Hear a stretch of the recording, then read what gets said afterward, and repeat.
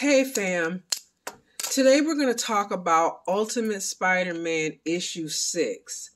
This one, it's just heating up. All I can say is our boy Spider-Man is on a renaissance year.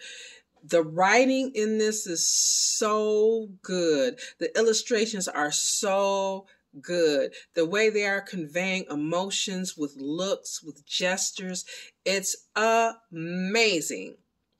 In this issue, basically, the cat gets let out of the bag. Everybody meaning Peter's entire family, finds out that he's running around being Spider-Man. And much like what's going on in Shadow of the Green Goblin, we have Peter coming home, he's obviously been in a fight. And he gives this kind of, just like younger Peter, he gives this little excuse. And the family's not really buying it.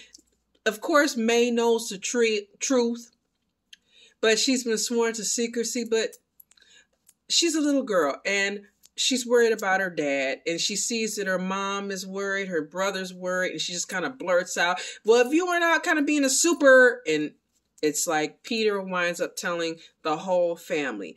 And they take it pretty well, actually.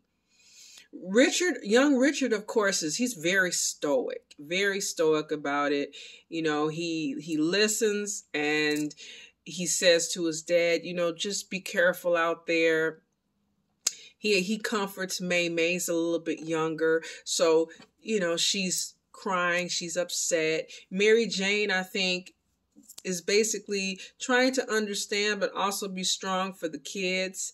And he winds up telling them how he got beat up, which is he and Harry were staking out Wilson Fisk's apartment.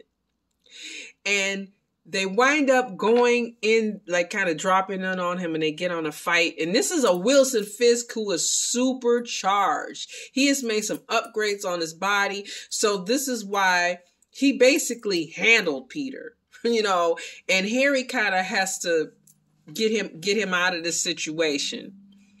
Before they go in there, though, I have to mention, as Peter, if you're a fan of Spider-Man, humor is part of him.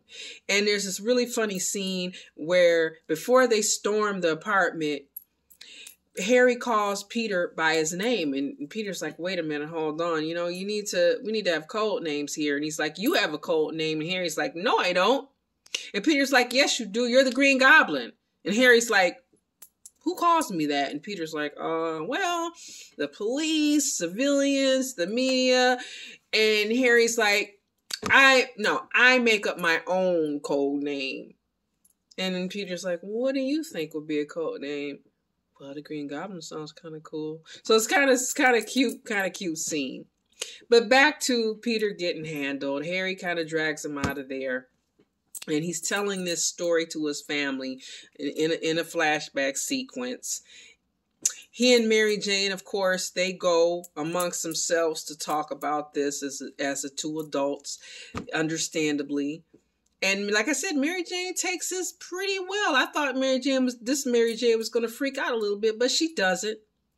We also find out how he gets his name, Spider-Man, well, at least in this universe. I won't drop that, knowledge. I won't spoil that. But again, I got to say the writing in this is great.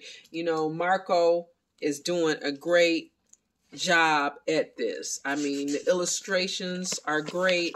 And like I said, the way they are really showing the emotions on their faces is excellent.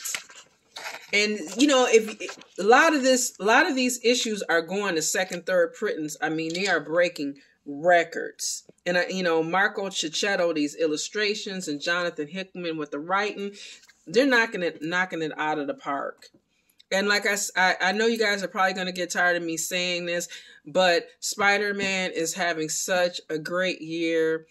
Not that he hasn't. This is like, there's been some bad years, but there's always ups and downs and peaks and valleys. But between Ultimate Spider-Man, Amazing Spider-Man, and Shadow of the Green Goblin, I mean, the writing we're getting, the illustrations, the coloring is just It's just up there.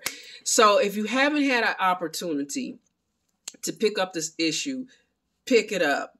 If they're probably going to do, I'm sure, a second print, because these issues are flying off the shelves routinely.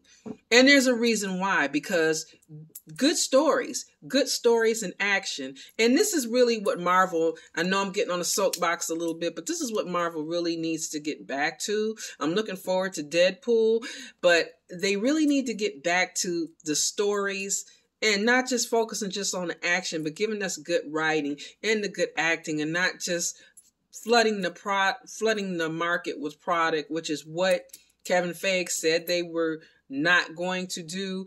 And it seems so far that they're, keeping true on that promise. So again, if you haven't had an opportunity to pick up Ultimate Spider-Man, and if you haven't been reading it, I highly suggest it. Again, also Shadow the Green Goblin. And we got a lot going on in Amazing Spider-Man 2.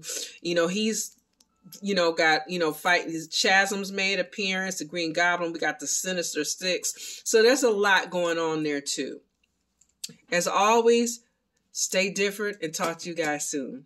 Bye.